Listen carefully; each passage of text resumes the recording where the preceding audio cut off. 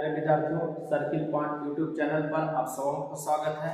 मैं एम चक्रवर्ती आप लोगों के सामने 10 के डोज में फिर एक बार हाजिर हूँ। तो बच्चों, हम लोगों का रिवीजन का दौर चल रहा है अभी फिलहाल, ठीक है। 10 के डोज में प्रतिदिन हम लोग 10 से 15 प्रश्नों का रिवीजन कर रहे हैं। ऐसे तो 10 का ही, लेकिन कल से वीडियो में देखेंगे कि साउंड का जो हम लोग टॉपिक लिए हैं ध्वनि का, तो उसमें 10 से संख्या थोड़ा ज्यादा हो गया, इसलिए क्योंकि साउंड को हमको खत्म करना था 2 क्लास में, ठीक है।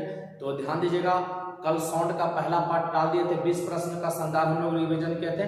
आज हम लोग उससे आगे के प्रश्नों को देख रहे हैं साउंड से ही 10 के डोज में। चलिए बढ़ते हैं। आज का पहला प्रश्न हम लोग का क्या कहता है, देखेंगे। यदि मैक संख्या 1 से अधिक हो, ध्यान दीजिएगा, मैक संख्या 1 से अधिक हो तो पिंड की चाल क्या होगी, तो प्राध्वनि कहलाएगी, ठीक है। पिंड की चाल क्या कहलाएगी, प्राध्वनि कहलाएगी। फिर से ध्यान दीजिएगा, यदि मैक संख्या 1 से अधिक हो तो पिंड की चाल क्या कहलाएगी, प्राध्वनि कहलाएगी। क्या कहलाएगी, प्राध्वनि कहलाएगी। प्राध्वनि को कहते हैं सुपरसोनिक। क्या कहेंगे इंग्लिश में, इसी को सुपरसोनिक कहेंगे, ठीक है। यदि मैक संख्या 5 से अधिक हो तो पिंड की चाल क्या कहलाती है, तो अति प्राध्वनिक, हाइपरसोनिक इसको कहेंगे। इसी को क्या कहेंगे इंग्लिश में, हाइपरसोनिक। लिख लीजिएगा नोट करके आप लोग, सुपरसोनिक कहेंगे और अति प्राध्वनिक को हाइपरसोनिक कहेंगे। मैक संख्या 1 से अधिक होगा तो पिंड का चाल प्राध्वनि कहलाएगा।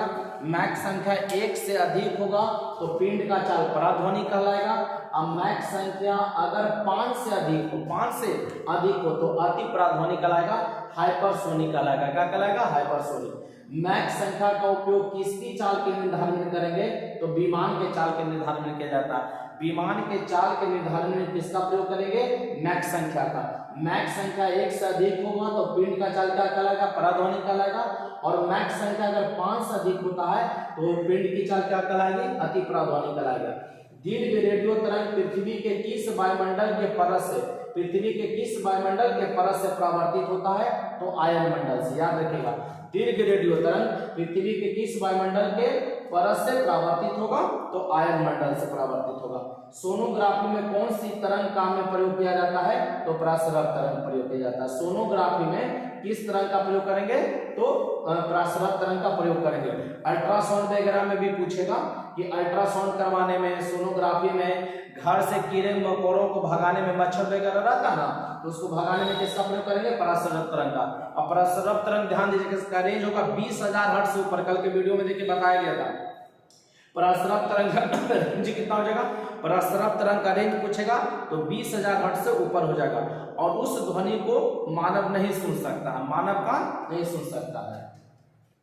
ध्वनि का सुरीला होना किस पर निर्भर करता है, तो तारक पर। एकदम याद रखिएगा, ध्वनि का सुरीला किस पर निर्भर करेगा, तारक पर। तारक को इंग्लिश में पिच कहते हैं। क्या कहते हैं, पिच। ध्यान दीजिएगा, ध्वनि का सुरीला होना किस पर निर्भर करेगा, तारक पर निर्भर करेगा। पुरुषों की अपेक्षा महिलाओं की आवाज क्यों पतली होती है, तो तरत्व के कारण। किसके कारण होगा, तरत्व के कारण होगा। अब इसको समझ लीजिए आप लोग।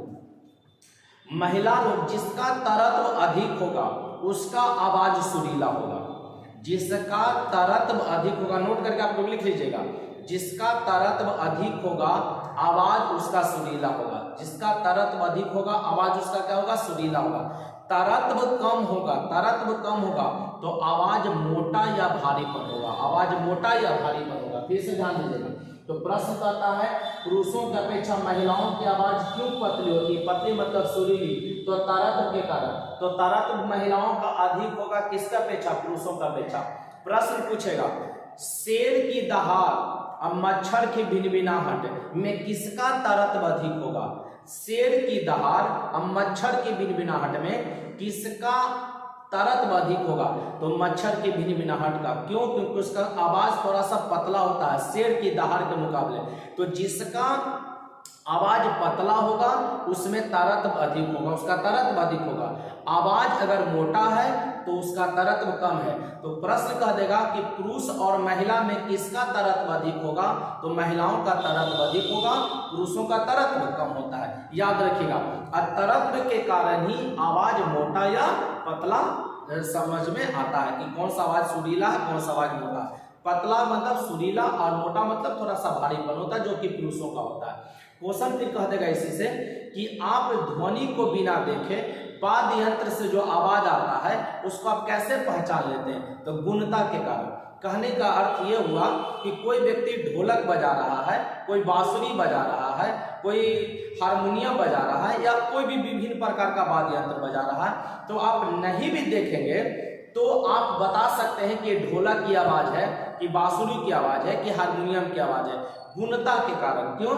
गुणता के कारण हम ध्वनि में जो अंतर प्रतीत करते हैं वो गुणता के कारण अंतर प्रतीत करते हैं। या एक व्यक्ति और दूसरे व्यक्ति को जो आवाज में अंतर आप प्रतीत कर देते हैं, इसके भी क्या कारण है? गुणता। ठीक है, अब देखेंगे सर्वाधिक ऊर्जा वाली तरंग होती है दीर्घ प्रकाश तरंग। कौन होती है? दीर्घ प्रकाश तरंग, दृश्य प्रकाश तरंग। अब एक बार इसको हम लोग रिवीजन फिर से इस 8+ को कर लीजिए। यदि मैक संख्या 1 से अधिक होगा तब पिंड की चाल पराध्वनिक होगा। यदि मैक संख्या 5 से अधिक होगा तो पिंड की चाल अति पराध्वनिक होगा। मैक संख्या का उपयोग किसकी चाल के निर्धारण में करेंगे? तो विमान के चाल के निर्धारण में करिएगा। दीर्घ रेडियो तरंग पृथ्वी के किस वायुमंडल के परत से? पृथ्वी के 5 परत होते हैं वायुमंडल का, उसमें किससे? तो आयन मंडल से। किससे? आयन मंडल से। जो सबसे निचला परत होता है वो क्षोभ मंडल होता है, याद रखिएगा। सोनोग्राफी में, अल्ट्रासाउंड में या घर से मच्छर या कीड़े मकोड़ों को बाहर भगाने के लिए किस तरंग का प्रयोग करिएगा? तो पराश्रव तरंग का प्रयोग करेगा। ध्वनि का सुरीला होना किस पर निर्भर करेगा? तरत्व पर निर्भर करेगा। पुरुषों की अपेक्षा महिलाओं की आवाज क्यों पतली होती है?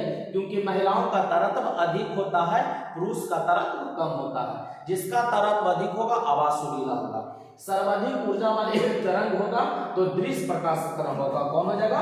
दृश्य प्रकाश तरंग। चलिए बढ़ते हैं आज के 9वें सवाल पर। ध्वनि का प्रभाव कान पे कितने समय तक रहता है? तो 1/10 सेकंड तक। मतलब एक ध्वनि और दूसरे ध्वनि सुनने के बीच में जो अंतराल रहेगा 1/10 सेकंड का रहेगा। 1/10 सेकंड तक। इसी को आप लोग क्या कहते हैं? श्रुति निर्वध कहते हैं। लिख लीजिएगा, इसको क्या कहते हैं? श्रुति निर्वध कहते हैं। श्रुति निर्वध, श्रुति निर्वध। ध्वनि का प्रभाव कान पर कितने समय तक रहेगा? 1/10 सेकंड तक। इसी को कहते हैं श्रुति निर्वध। ध्वनि जब एक माध्यम से दूसरे माध्यम में प्रवेश करती है तो, ध्यान दीजिएगा, क्वेश्चन बड़ा इंपॉर्टेंट है, महत्वपूर्ण है। ध्वनि जब एक माध्यम से दूसरे माध्यम में प्रवेश करती है तो परिवर्तित मतलब बदल जाता है, चाल और तरंग दैर्घ्य बदल जाता है। ध्वनि जब एक माध्यम से दूसरे माध्यम में प्रवेश करेगा तो उसका चाल और तरंग दैर्घ्य क्या होगा? बदल जाएगा। चाल और तरंग दैर्घ्य बदल जाएगा, परिवर्तित हो जाएगा। क्या अपरिवर्तित रहता है? तो आवृत्ति नहीं बदलता, आवृत्ति नहीं बदलता। तो निम्न से कह देगा कि कौन प्रभावित नहीं करेगा?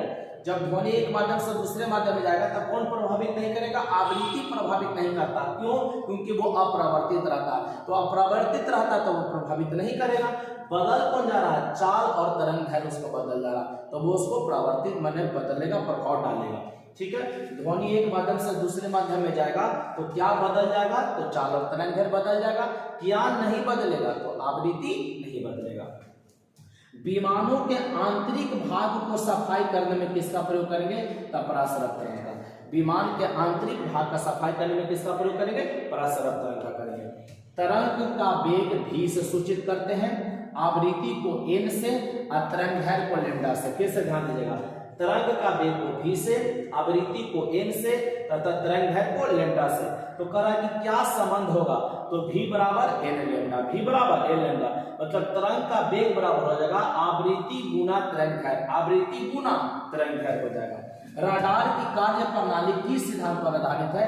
तो रेडियो तरंग के परावर्तन पर। राडार की कार्य प्रणाली किस सिद्धांत पर आधारित है? तो रेडियो तरंग के परावर्तन पर। और सोनार यंत्र भी याद रखिएगा, जो समुद्र में अंदर जो वस्तुओं का पता लगाने में प्रयोग करते हैं, सोनार। कहेगा समुद्र के अंदर छिपी हुई वस्तुओं का जो पता लगाते हैं उसका किस में प्रयोग करेंगे? सोनार का प्रयोग करते हैं। और सोनार किस पर? परावर्तन पर काम करता है, ध्वनि के परावर्तन पर। समुद्र के अंदर छिपी हुई वस्तुओं का पता लगाने के लिए किसका प्रयोग करेगा? सोनार का। और सोनार किस पे काम करेगा? रेडियो तरंग का परावर्तन पे करेगा। डॉपलर प्रभाव संबंधित है किससे? तो ध्वनि से। डॉपलर प्रभाव किससे संबंधित है? तो ध्वनि से संबंधित है।